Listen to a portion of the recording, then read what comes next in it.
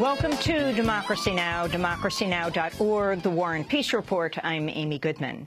Israeli Prime Minister Benjamin Netanyahu has made his case for stopping a nuclear deal with Iran.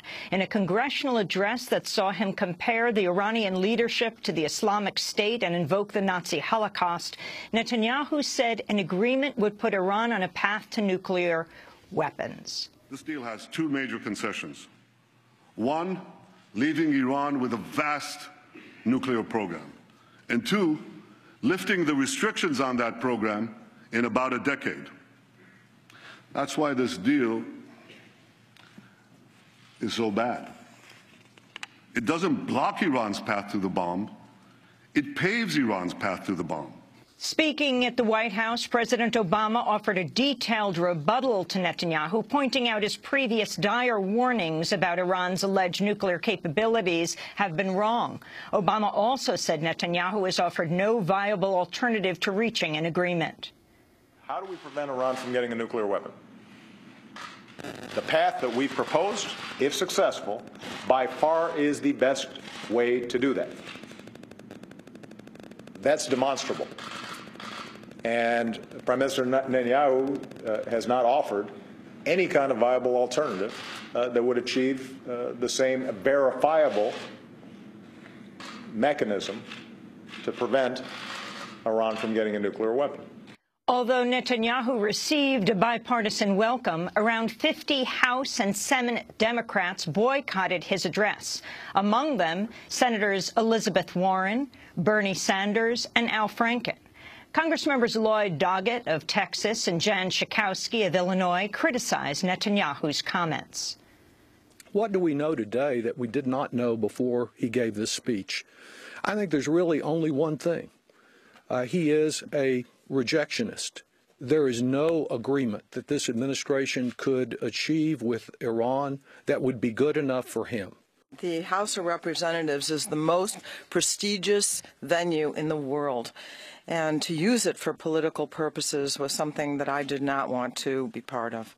In a statement, House Minority Leader Nancy Pelosi called the address insulting, adding, quote, "I was near tears throughout the Prime Minister's speech, saddened by the insult to the intelligence of the United States and saddened by the condescension toward our knowledge of the threat posed by Iran and our broader commitment to preventing nuclear proliferation," Nancy Pelosi said.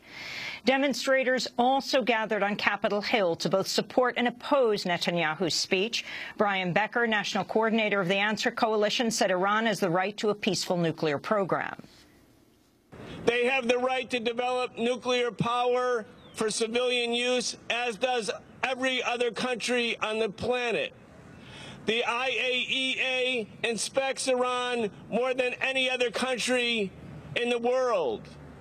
Israel, on the other hand, refuses to sign the treaty with the International Atomic Energy Agency because Israel, in fact, has nuclear weapons. Netanyahu's address comes as the Iranian nuclear talks continue in Switzerland. Secretary of State John Kerry is convening with Iranian counterpart Mohammad Javad Zarif as part of a bid to meet a March 31st deadline. Zarif has reportedly rejected President Obama's recent public demand that Iran freeze all sensitive nuclear activities for 10 years, calling it, quote, excessive and illogical.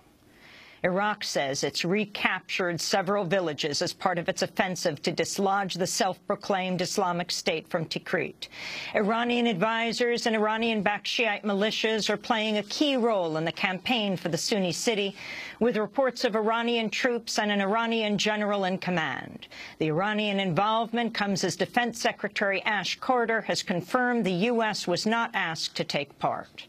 The Iraqi government in this case did not ask for our support in this particular operation, and I think that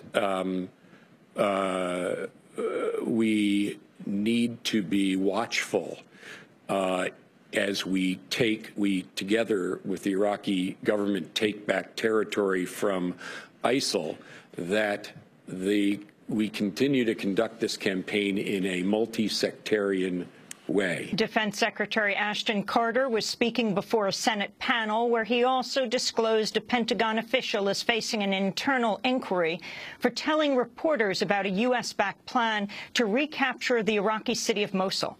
Carter says the information was inaccurate and should never have been, quote, blurted out to the press. A Justice Department probe has concluded Ferguson police and city courts engaged in a pattern and practice of discrimination against African-American residents. A long-awaited report released today finds police disproportionately stopped, arrested, and used force against blacks without reasonable suspicion.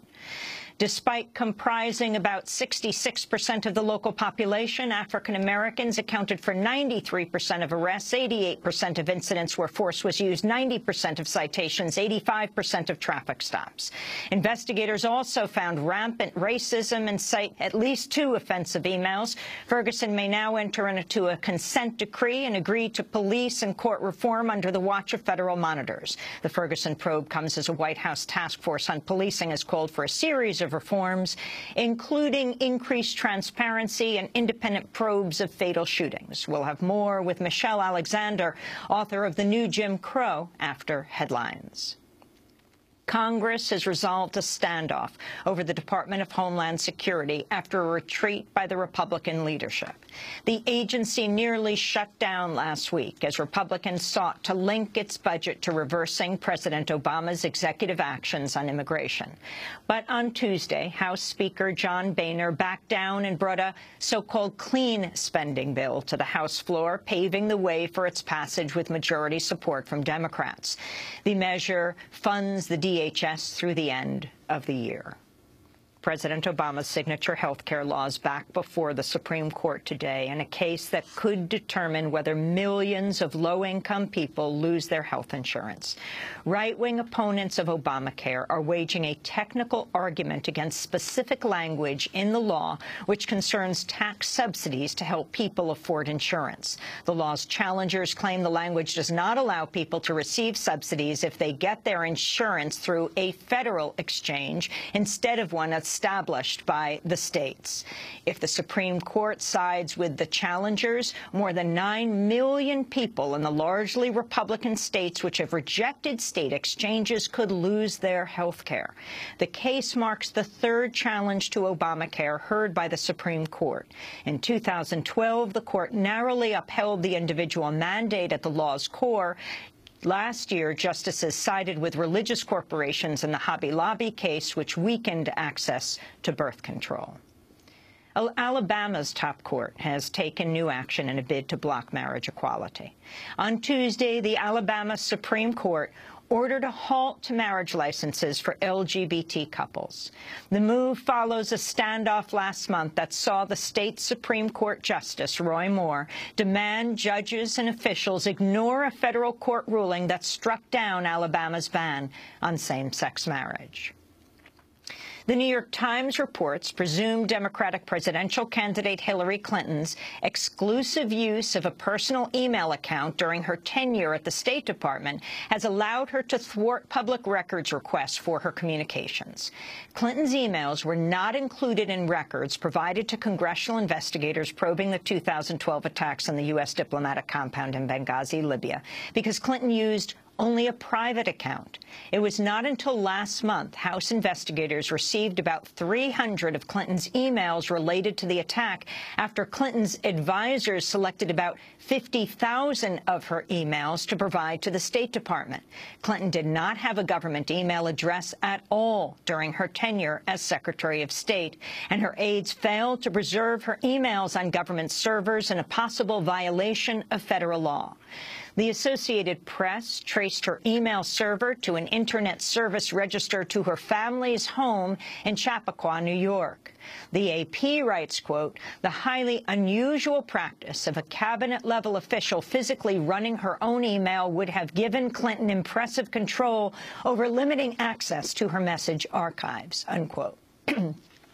News outlets, including the AP and Gawker, say they've been unable to obtain Clinton's communications through public records requests to the State Department. Department spokesperson Marie Harf defended Clinton under questioning by reporters. And as soon as we reached out to the former secretary, Secretary Clinton provided the emails covering the breadth of her time at the State Department on a wide variety of issues. It's my understanding that those were provided in that way. So that's everything. That's you know, we're talking about the Retention Act. It doesn't say, you know, vast majority. It basically is about all of them. We reached out and asked her to provide them. She provided a huge, you know, a large amount. Those 55,000. Just say it's everything. If you. Well, how can I mean, Brad? I'm not in her email. Did she say it was everything when she sent it back? When she responded, she said this was what she had. Is my understanding that was pertinent here. An attorney for Edward Snowden has reasserted the NSA whistleblower's willingness to come home. Anatoly Kucherena says a team of international lawyers continues to work on terms that would see Snowden return to the United States. Kucherena says Snowden's prepared to end his asylum in Russia on the condition he's given a guarantee of a legal and impartial trial, unquote. To date, the Justice Department has only guaranteed he won't face the death penalty. Talk of Edward Snowden's return comes as a government leaker of a different sort has reached a plea deal. Retired four-star general and former CIA director David Petraeus will plead guilty to one count of unauthorized removal and retention of classified information. The FBI and federal prosecutors had recommended felony charges against Petraeus for providing classified information to a woman with whom he had an extramarital affair. Petraeus resigned in 2012 after admitting to cheating on his wife with his biographer, Paula Broadwell. Petraeus gave Broadwell access to his CIA email account and other sensitive material, including reportedly the names of undercover operatives in Afghanistan. Under his plea deal, Petraeus faces a maximum of 1 year in prison, though prosecutors will seek a suspended sentence that would spare him any time behind bars. And those are some of the headlines. This is Democracy Now!, democracynow.org, The War and Peace Report. I'm Amy Goodman. And I'm Juan Gonzalez. Welcome to all of our listeners and viewers around the country and around the world.